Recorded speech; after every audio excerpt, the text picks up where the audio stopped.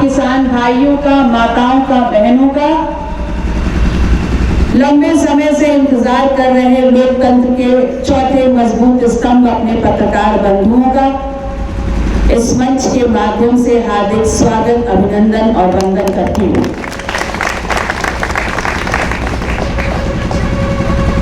कौन है हम? क्या पहचान है हमारी?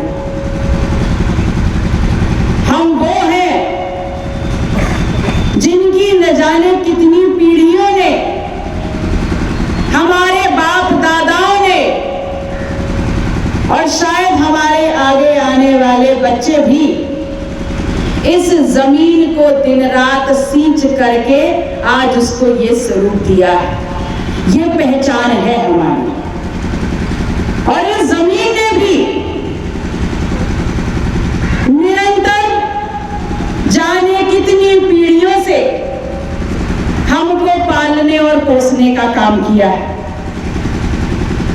हमको ये गर्व दिया है कि हम इस देश के अन्नदाता कहलाते हुए सर्व समाज की थाली में भोजन परोसने का काम करें। इस जमीन ने माता होने का हर फर्ज हमारी पीढ़ियों के साथ निभाया है और आज उसी जमीन की सुरक्षा, उसी जमीन के सम्मान के लिए हम सड़कों पर लड़ाई लड़ रहे हैं। और कौन है ये लोग?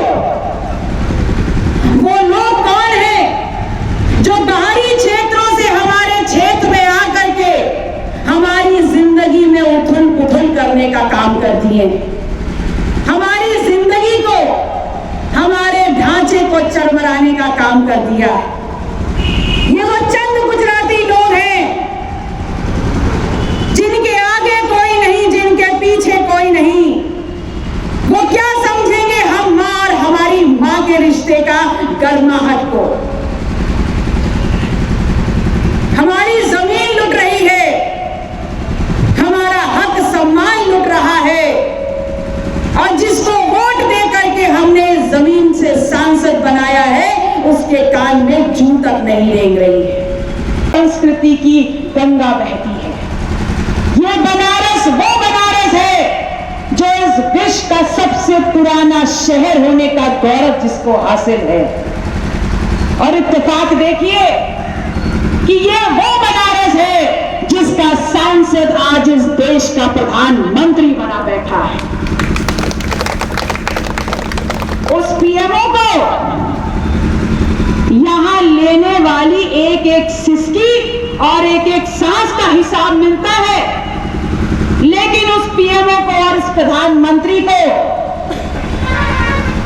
जिन लोगों के हाथों के हुनर ने, जिन बुनकरों के हाथों के हुनर ने दुनिया में एक समृद्धि दिलाई, यश दिलाया, जिन किसानों ने अपनी पैदावार से इस बनारस को गुलिस्तां जैसा सजाया, आज वो बुनकरों के हाथ का हुनर लुट रहा है, वो किसानों की जमीन लुट रही है, हमारी संपत्ति।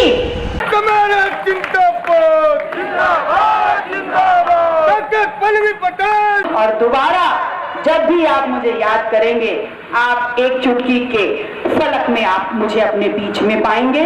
बहुत बहुत आभार। जय जवान, जय किसान, जय संविधान। किसानों की आवाज़ बुलंद करने के लिए आप पहुंची है, क्या कहना चाहेंगे? किस तरह से इनका उत्पीड़न हो रहा है, क्या कुछ बातें हुई आपको? देखिए, यहाँ जो एक किसान सभा चल रही है उसमें पिछले कई महीनों से लगातार आह्वान पे हम शिरकत करते आए हैं और आज मुख्य उद्देश्य सिर्फ इतना था कि जो अवैधानिक तरीके से यहाँ पर ज़मीनों को हड़पा जा रहा है और किसानों के साथ जो अत्याचार हो रहा है, ये प्रधानमंत्री का क्षेत्र होते हुए भी उनके साथ न्याय नहीं हो रहा है। तो हम सिर्फ इस बात का आह्वान करने आए हैं कि जहां राम को लाने का वादा और इस बात का श्रेय आप ले रहे हैं, तो इस देश के हर कोने में असंख्य जीवित राम हैं जो बेरोज़गार होकर के घूम रहे हैं। उनके प्रति जिम्मेदारी किसकी है और उनकी जिम्मेदारी लेते हुए उनके भविष्य को सुधारने का काम कौन करेगा? आज एमएलसी के लिए नामांकन भी हुआ है, जिसमें समाजवादी पार्टी ने भी किया है नामांकन और बीजेपी ने भी। लेकिन बीजेपी के डिप्टी सीएम हैं केशव प्रसाद मौर्य, वो कह रहे हैं कि हम चाहे तो 10 से ज़्यादा भी कर सकते हैं, क्योंकि संगठन जो है विपक्ष का वो मजबूत नहीं है। तो क्या लगता है कि अभी भी विपक्ष में अभी भी गुटबाजी चल रही है? देखिए, भारतीय जनता पार्टी जिस प्रकार से बयानबाजी कर रही है, मुझे तो ऐसा लगता है कहीं 80 में से 82 सीटें ना वो जीत लें।